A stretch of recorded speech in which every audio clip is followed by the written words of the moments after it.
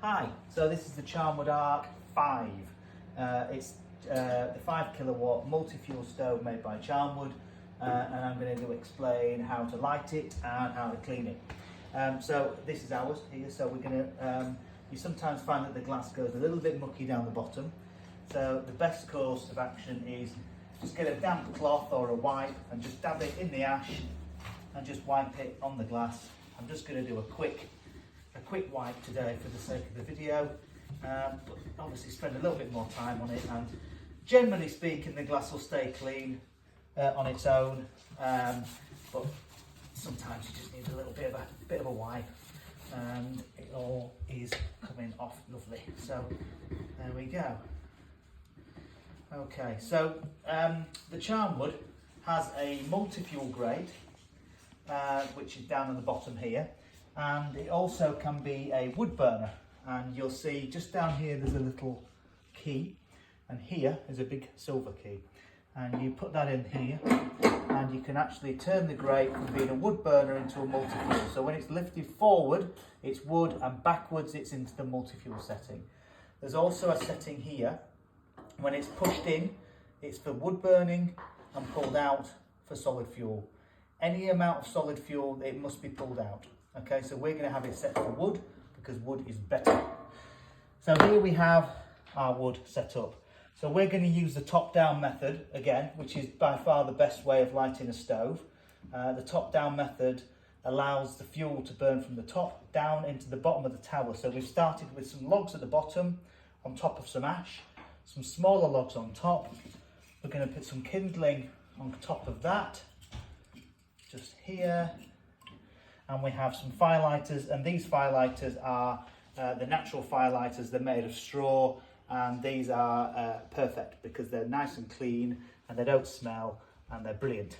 So I'm going to put one inside the tower, and I'm going to put a couple on top, and we're going to light it up now.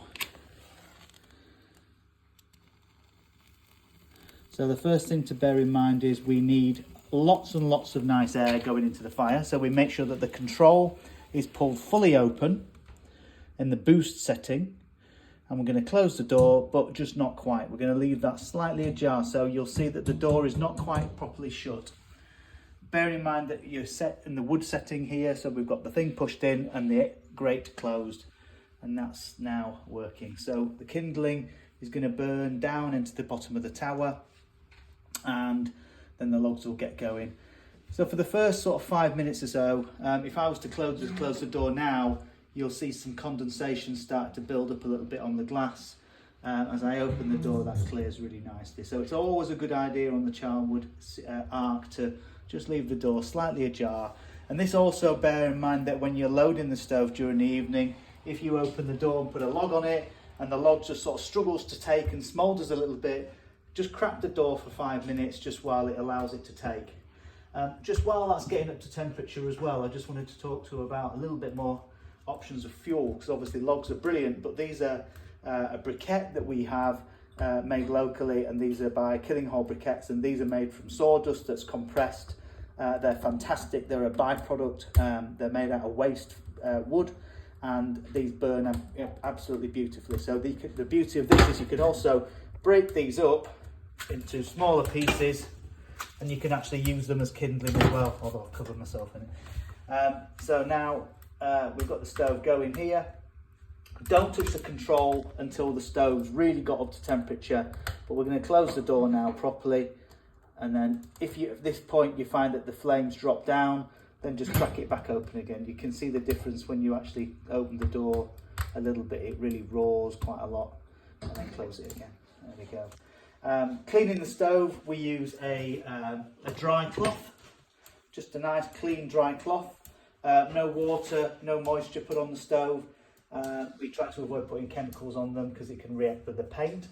And the first time you have a proper hot fire, the paint on the stove, particularly the Charnwoods, they do tend to smell a little bit, and that's the natural process as we go through what we call the curing process. It gets the fire burning nice and hot, and by doing that the paint on the stove can create quite a strong odour in the room.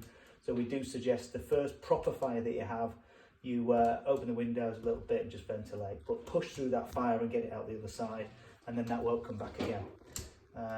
And really, that's about it.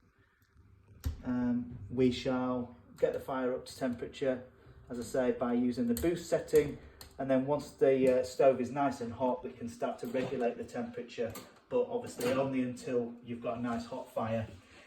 One other really big thing that we must point out is that when you open the door of the stove, open it up a crack first, and then put your log on and close the door straight away. This prevents any smoke entering the room. Part of the benefit of the top-down method is that you don't have to open the door for the first sort of 30 minutes or so of lighting the fire. Usually these are fitted on the twin wall flue system, as you can see up here. And the twin wall flue system, we have to get this warm to get the flue to draw. So it's important that we try to avoid opening the door on the first sort of 10, 15, 20 minutes of lighting. The top-down method enables us to do that.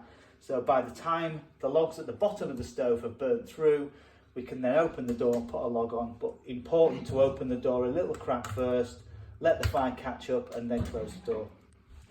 And that's it. Thanks for watching.